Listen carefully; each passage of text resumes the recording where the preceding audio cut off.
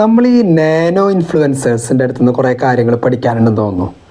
ഞാൻ എന്താണ് ഈ നാനോ ഇൻഫ്ലുവൻസേഴ്സ് എന്ന് ഉദ്ദേശിച്ചതെന്ന് വെച്ചാൽ, നമ്മളിപ്പോൾ യൂട്യൂബിൽ ഒരുപാട് വൈറൽ വീഡിയോസ് കാണുന്ന ഇൻഫ്ലുവൻസേഴ്സിനെ നോക്കുകയാണെങ്കിൽ ചേട്ടൻ, ചേച്ചി, അനിയത്തി, കുടുംബത്തിലുള്ള ആളുകൾ, അങ്ങനെ ഒരു ചെറിയ യൂണിറ്റായിട്ട് അവർ സോഷ്യൽ മീഡിയയിൽ അല്ലെ പ്രത്യേകിച്ചും യൂട്യൂബിനകത്ത് ഒരു ചാനൽ തുടങ്ങുകയും അതിനകത്തേക്ക് ഒരുപാട് കോണ്ടൻറ്റുകൾ കൊണ്ടുവരികയും അവരുടെ ഫാമിലി ആസ് എ യൂണിറ്റ് അവർ വലിയ ഇൻഫ്ലുവൻസേഴ്സായിട്ട് മാറുകയും ചെയ്യുന്നുണ്ടാവും. അതിപ്പോൾ ചേച്ചി, ചേട്ടൻ, അനിയത്തി, അമ്മ, അപ്പൻ ഇവരൊക്കെ കൂടിയിട്ടായിരിക്കും ആ ഇൻഫ്ലുവൻസേഴ്സ് കമ്മ്യൂണിറ്റി അവരുടെ യൂട്യൂബ് ചാനൽ വീഡിയോസ് ഇങ്ങനെ വൈറലായിക്കൊണ്ടിരിക്കുന്നത്.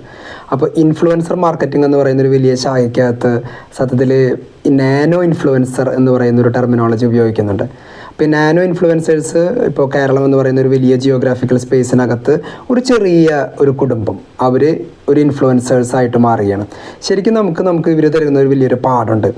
നമ്മൾ ശരിക്കും ഈ നാനോ ഇൻഫ്ലുവൻസേഴ്സ് എങ്ങനെയാണ് വലിയൊരു പോപ്പുലേഷനെ എൻഗേജ് ചെയ്യിക്കുന്നത്, വലിയൊരു കമ്മ്യൂണിറ്റിയെ എങ്ങനെയാണ് ഒരുമിച്ച് ചേർത്തുന്നത് എന്ന് കണ്ടുപഠിച്ച് അത് ശരിക്കും നമ്മുടെ ജീവിതത്തിൽ പകർത്താനായിട്ട് ശ്രമിക്കേണ്ടതാണെന്ന് എനിക്ക് തോന്നുന്നു.